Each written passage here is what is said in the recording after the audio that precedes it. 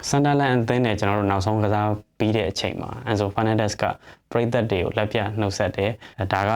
Enzo Fernandez ကအသင်းကိုအပြီးပိုင်းနှုတ်ဆက်တာဆိုပြီးတော့ပြောဆိုမှုတွေရှိခဲ့တယ်။အဲ့ဒါနဲ့ပတ်သက်ပြီးတော့လည်းအခုအချိန်မှာကမြောက်ဝါးထင်တင်စပြီးတော့မြင်လာရတယ်လို့ပြောလို့ရတယ်။သူ့ရဲ့ agent ကိုယ်တိုင်ကလည်းဒီ Pastore က Real Madrid နဲ့ချိတ်ဆက်မှုတွေသူကစားသမားကိုခေါ်ဖို့ပေါ့နော်။သူကစားသမားအတွက်အလောက်ကန်ရှာပေးတယ်လို့ပေါ့။အသင်းရှာပေးတဲ့အခြေအနေတွေကိုရောက်နေတယ်။လက်ရှိအချိန်မှာဆိုလို့ရှိရင်လည်း Enzo Fernandez ကိုစိတ်ဝင်စားနေတာကဒီ Europa ထိပ်တန်းအသင်းကြီးတွေတော်တော်များများစိတ်ဝင်စားနေတယ်ဒီ Premier League ပြိုင်ပွဲအသင်းဖြစ်တဲ့ Manchester City တို့အသင်းတွေလည်းပါတယ် Enzo Fernandez အကြောင်းကိုကျွန်တော်တို့နည်းနည်းပြန်ပြောကြည့်မယ်ဆိုလို့ရှိရင်သူ Luzu TV interview တဲ့အချိန်မှာတော့သူကနေချင်တဲ့မျိုးက Madrid ပါဆိုပြီးတော့ဒါမျိုးတွေပြောတာရှိတယ်။အဲ့ဒါနဲ့ပတ်သက်ပြီးတော့ Chelsea အသင်းဘက်ကသဘောမကျဘူး၊ဘဝင်မကျဘူး။ဒါကိုလည်းသတင်းတောက်တွေတော်တော်များများဒီအပြောင်းရွှေ့ဒီလောကမှာပေါ့နော်။ပြောကြတာကသူကလုံးဝကို Real Madrid အသင်းကိုပြောင်းချင်နေလို့အခုလိုမျိုးပေါ်တင်တင်နဲ့စပြီးတော့သူ့ဘက်ကနေပြီးတော့ပြောပြီးစာလုပ်တယ်ဆိုပြီးတော့သူဝေဖန်မှုတွေတောင်တော်တော်များများရှိခဲ့တယ်ပေါ့အဲ့တော့သူ့ရဲ့ agent ကသူ့ရဲ့ဒီကစားသမားကိုယ်တိုင်ရောညင်းတာကကြတော့Real Madrid အသင်းအကြောင်းကိုလည်းပြောတာမဟုတ်ဘူးငါတို့ကဒီမျိုးအကြောင်းကိုပဲပြောတာဆိုပြီးတော့ပြောခဲ့တာမျိုးတွေဇလန်တွေကျွန်တော်တို့မှာရှိခဲ့တယ်အဲ့လိုလုပ်ခဲ့တဲ့အတွက်ကြောင့်မလို့လဲ Chelsea အသင်းဘက်ကသူ့နှစ်ပွဲပဲပြစ်ဒဏ်နဲ့တန်ရိုက်ခဲ့တယ်ဒီအရှိပိုင်းမှာဆိုလို့ရှိရင်တော့ Chelsea နဲ့ဒီ Enzo Fernandez တို့ရဲ့အကြားမှာစာချုပ်တက်တန်းတိုးဖို့ခဏညှိနှိုင်းမှုတွေရှိတယ်လို့ပြောတယ် Enzo Fernandez ကကြတော့ဒီအသင်းပိုင်ရှင်တွေကိုလည်းသူကအယုံကြည်မဲ့လာတဲ့သဘောမှာရှိတယ်ပြီးရင်ဒီသူတို့ရဲ့လာစာပေးတဲ့ပုံစံတွေကိုသူသဘောမကျဘူးဒီ project ကြီးကိုအယုံကြည်မရှိတော့တဲ့ပုံစံပေါ့သူပုံမှန်မြင်ရတာကတော့အဲ့လိုမျိုးပုံစံဖြစ်လာတာပေါ့လက်ရှိ Chelsea အသင်းရဲ့အခြေအနေအရဆိုလို့ရှိရင်လည်းသူနီးပြတွေအဆင့်ဆင့်နဲ့သူကစားခဲ့ရတယ်ပြီးတော့လက်ရှိဆိုရင်လည်း Champions League ကိုပါမဝင်ရတော့တဲ့အချိန်မှာဆိုတော့အရာအလုံးကတစုတစည်းတည်းဖြစ်လာတဲ့အချိန်မှာကစားသမားဘက်ကထားပြီးတော့ပေါက်ကွဲတဲ့အခြေအနေမျိုးလဲကစားသမားဘက်ကိုကြည့်မယ်ဆိုရင်ကျွန်တော်တို့မြင်ရတယ်အဲ့လိုအခြေအနေတွေကြောင့်မို့လို့ Enzo Fernandez ကကျွန်တော်တို့ဒီ Blue Co ရဲ့အသင်းရဲ့ project ကိုသူအယုံကြည်မရှိတော့ဘူးဆိုပြီးတော့မြင်ရတယ်အဲ့ဒါကြောင့်မို့လို့လည်းအသင်းပြောင်းရွှေ့ခြင်းနဲ့ဆိုတဲ့ပုံစံအရေးအမှတ်တွေသူစပြီးတော့ပြောတယ်အခုလိုမျိုးသတင်းတွေဒီလိုဇလန်းတွေဆိုတာကစားသမားတွေကအသင်းကနေထွက်ခွာခြင်းလုံနေကြပေါ့နော်သတင်းတွေလွှင့်နေကြပုံစံအတိုင်းပဲအဲ့တော့ Enzo Fernandez ကလည်းအခုလိုမျိုးပုံစံသူလုပ်တယ်ကျွန်တော်တို့တစ်ဖက်ကသူ့ကိုစိတ်ဝင်စားနေတဲ့အသင်းတွေအကြောင်းပြောမယ်ဆိုလို့ရှိရင် PSG ရှိမယ် Manchester City ရှိမယ် Real Madrid ရှိမယ်အဲ့တော့အနည်းဆက်ဆုံးကျွန်တော်တို့ကြည့်မယ်ဆိုလို့ရှိရင်သူ့ရဲ့ဆရာဟောင်းလည်းဖြစ်တဲ့ဒီ Guardiola ထွက်ပြီးတဲ့နောက်ပိုင်းမှာ Man City ကကျွန်တော်တို့နီးပြဟောင်းဖြစ်တဲ့ Enzo Maresca ကိုခန့်လိုက်တယ်အဲ့တော့ Enzo Maresca နဲ့ဒီ Enzo နဲ့ဆိုလို့ရှိရင်လုံးဝတူတူကစားခဲ့ဖို့တော့သူ့ရဲ့ ideology တွေရောသူ့ရဲ့ technical ဘိုင်းတွေရောအားလုံးနဲ့သူနဲ့အဝင်ခွင့်ချဖြစ်တယ်ဒါပေမဲ့လို့ Manchester City အသင်းက Enzo တက်ဆာလို့ရှိရင် Elliot Anderson ကိုသူတို့ဘက်ကခေါ်ချင်နေတယ်Real Madrid အသင်းဘက်ကဆိုလို့ရှိရင်လည်းသူတို့ကွင်းလည်ဖြည့်ဖို့အတွက်ကတော့စီစဉ်နေတယ်အဲ့တော့ကျွန်တော်တို့ရဲ့ဒီ Enzo Fernandez ကလည်းသူတို့ရဲ့ list ထဲမှာတော့ပါတယ် Chelsea အသင်းဘက်ကတော့ရှင်နေတန်120ပေးနိုင်ရင်မင်းတို့ခေါ်လို့ရတယ်မင်းတို့နဲ့လက်ခံစကားပြောမယ်ဆိုပြီးတော့သတင်းလွှင့်ထားတယ်အဲ့တော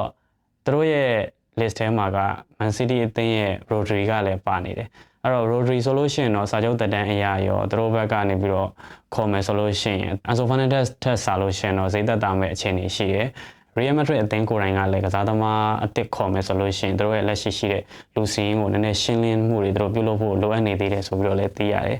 Chelsea အသင်းဘက်ကတော့ဒီအခြေအနေကိုအမြန်ဆုံးရှင်းကျင်တယ်လို့ကျွန်တော်တို့ကြားထားတယ်ဘာဖြစ်လို့လဲဆိုတော့နီးပြတဲ့ဒီအလွန်ဆိုကသူ့ရဲ့ pre-season တွေစတဲ့အချိန်မှာတကယ်ကိုအသင်းအတွက်ပေးဆက်လို့တဲ့ကစားသမားတွေအသင်းမှာနေကျင်တယ်ဆိုတဲ့ကစားသမားတွေနဲ့ပဲသူသွားကျင်တယ်အဲဒါကြောင့်မို့လို့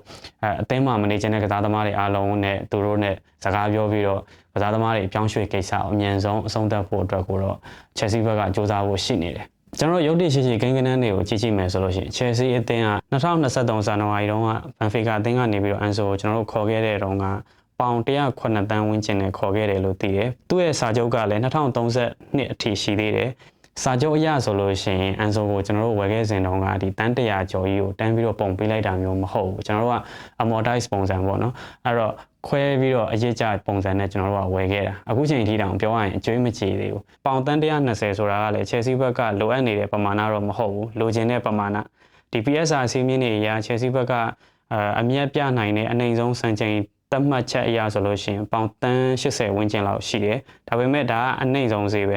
Chelsea ဘက်ကတောင်းမဲ့ဈေးမဟုတ်ဘူး လက်ရှိ Chelsea အသင်းမှာ Enzo Fernandez ကစားနေတဲ့ပုံစံတွေပြီးတော့သူက Chelsea အသင်းရဲ့အရေးပါတဲ့ကစားသမားတစ်ယောက်ဖြစ်နေတဲ့အခြေအနေမျိုးမှာ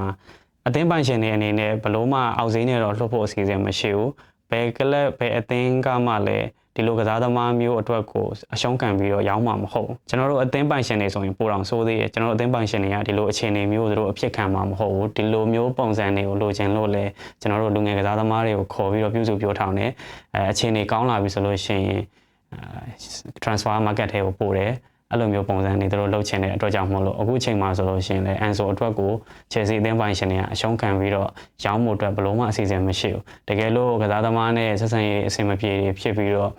ဆန္ဒပြတာတွေ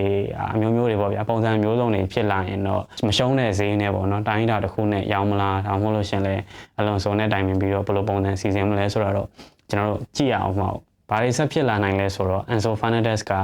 အာဂျင်တီးနားအသင်းနဲ့တူ2026ကမ္ဘာဖလားမှာသွားပြီးတော့ကစားမယ်လက်ရှိချန်ပီယံဖြစ်တဲ့အတွက်ကြောင့်မို့လို့တို့အသင်းကပို့ပြီးတော့အားစိုက်ပြီးတော့ကစားလိမ့်မယ်သူကဒီကမ္ဘာဖလားမှာကစားနေတဲ့အချိန်တော်တွင်းမှာဆိုလို့ရှိရင်ကျွန်တော်တို့နီးပြတစ်အလွန်ဆိုကကော်ဟန်လေးချင်းကွင်းမှာအသင်းရဲ့ pre-season ကိုစပြီးတော့ပြင်ဆင်နေလိမ့်မယ် Enzo Fernandez က